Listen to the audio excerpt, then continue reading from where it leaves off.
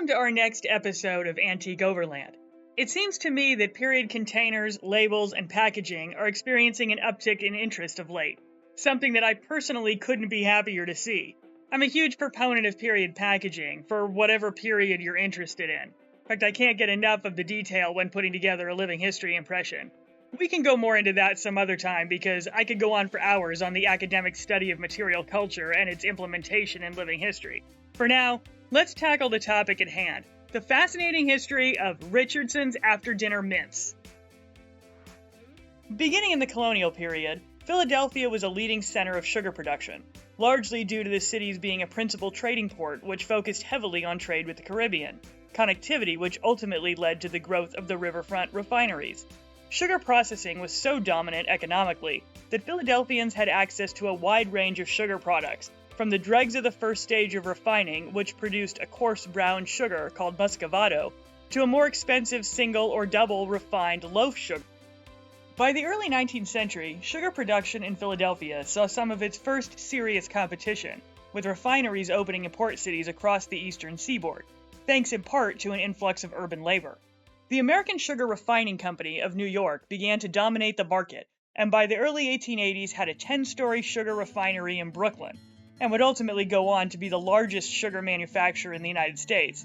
Philadelphia held on, however, and saw an increase in, and by and large, a greater stability in their sugar production by the middle of the 19th century, with the opening of the Pennsylvania Sugar Refining Company by German immigrant John Hilget in 1868. With their history in sugar refining being so strong, it's really no stretch of the imagination to see why Philadelphia's candy manufacturing grew up essentially alongside it. The same argument really could be made for the state as a whole. It's not hard to extrapolate the possibility of Richardson acquiring his powdered sugar for his famous mints from Pennsylvania Sugar Refining due to its relative proximity, and the fact that powdered sugar was one of their refinery's mainstay products. But the story of Thomas D. Quartel Richardson doesn't just start with Philadelphia's sugar history, or even his own sugary treats that consumers couldn't seem to get enough of. The native of Ohio, born circa 1850, emigrated with his family to Philadelphia, sometime prior to 1860. He grew up surrounded by the trappings of industrialization, which undoubtedly contributed to a decided 19th century ideology. There was always something bigger and better to build, and inventions were seemingly limitless amongst the towering spires of production. While he started as a salesman and merchant, he was also an inventor, with numerous patents to his name. The first dated June 18, 1901, for a shirtwaist, which, Richardson claimed, would hold the shirt firmly down under the waistline of a skirt, thereby allowing it to be more neatly covered by a belt. One for May 20, 1902, for a garment hook. Another for November 1, 1904, for an improved design for hooks and eyes, in which it was claimed the new hooks and eyes would prevent lateral movement of the parts. A June 8, 1909 patent for packaging designed for pieces of candy, chewing gum, or biscuits, and finally one dated October 4, 1921 for a candy tablet. And just to cover his bases, he appears to have patented the majority of the aforementioned in Great Britain, France, and at least in one instance, Canada as well. In 1893, Thomas D. Richardson had a vision for a new kind of confection, a signature soft sugar pillow mint, which he began selling at the counter of a Philadelphia department store. Delighted customers couldn't get enough of his mint's unique melt-in-your-mouth texture and the smooth peppermint flavor. He operated that way until circa 1890, when he supposedly incorporated with two of his sons, Artemus Partridge Richardson and Tolbert Neath Richardson, as the Thomas D. Richardson Company. Here's where things get a little complicated. Artemus P. Richardson filed an application to trademark the now famous "You All Know" slogan on April 20, 1905, which was subsequently approved on August 1, 1905.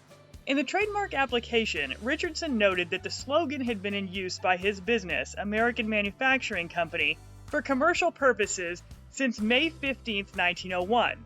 I was unsuccessful in finding an incorporation date for American Manufacturing. If any of you know, leave it in the comments. I suspect that Artemus Richardson held American Manufacturing as his own company, and there was some sort of production agreement between his concern and that of his father's, Thomas D. Richardson Company. The public couldn't seem to get enough of Richardson's mints, whether it was because candy was pushed by some prohibitionists as an alternative to alcohol consumption, or because the mint's popularity drove its certification as a clean food, is probably all up for debate. The Pure Food and Drug Act had been passed and signed into law in 1906 by President Theodore Roosevelt, thanks in part to the public's outrage over the publication of The Jungle by muckraking socialist Upton Sinclair, who had studied the meatpacking industry at Chicago's Union Stockyards. Desperate for pure food, the Act created what was to be the foundation for the Food and Drug Administration. The Act called for, among other things, that food and drug labels had to be accurate, there was a need to establish standards for purity and strength of all food and drugs, and it called for the prohibition of additional ingredients that could pose health hazards. So what does any of this have to do with after-dinner mints? A lot, actually, because it all culminates in the products becoming so popular with the American public that Richardson's mints and their iconic packaging became a staple during World War I. But not before their compliance with the Food and Drug Act gave them a good housekeeping seal of approval, right alongside the likes of Quaker Oats and Underwood's deviled ham. Fast forward to World War I, and Richardson's now famous little candy mints made an even bigger impact than they had on the general population. Beginning in 1906, Manufacturing Company of America, and you all know, claimed rather arrogantly that their mints would never go stale. Their reason? Their purpose-built and patented tin box, which they asserted was essentially airtight. Was it? Well, the government thought so. So much so, in fact, that the Ordnance Department turned to you all know for help. The little melt-in-your-mouth candies turned to wartime production. While they contributed their sugary mints to the boys at the front, they turned their manufacturing plant over to wartime production almost entirely. Production shifted so dramatically, they essentially stopped supplying the domestic market. Their sheet metal boxes, patented by Charles T. Wooten, superintendent of the tin plant, and Artemus P. Richardson on February 1, 1910, were just the airtight fix the Army needed. Their advertising had been right all along. Their tin containers were airtight and moisture-free, and just the right container to ship detonators and fuses 4,000 miles away to the front. And when the small tins weren't suited to the size and weight of the needed ordnance parts, Manufacturing Company of America retooled and invested in machinery that would work to enlarge their now iconic tin boxes. So what of Richardson's today? According to Candy Industry, by 2022, Richardson's had consolidated their offices and manufacturing to Canandaigua, New York. As of the late 20-teens, Richardson's had acquired other notable brands, such as Bogdan's, Dryden & Palmer, and Gravy Master. They've carved out a niche in the specialty nostalgia brand market and continue to produce the products their acquired companies were best known for. And as a staple of Canandaigua's economic stability, they're the area's top employer. So thanks for watching, and please remember to like, share, and subscribe if you like the content. We'll see you next time.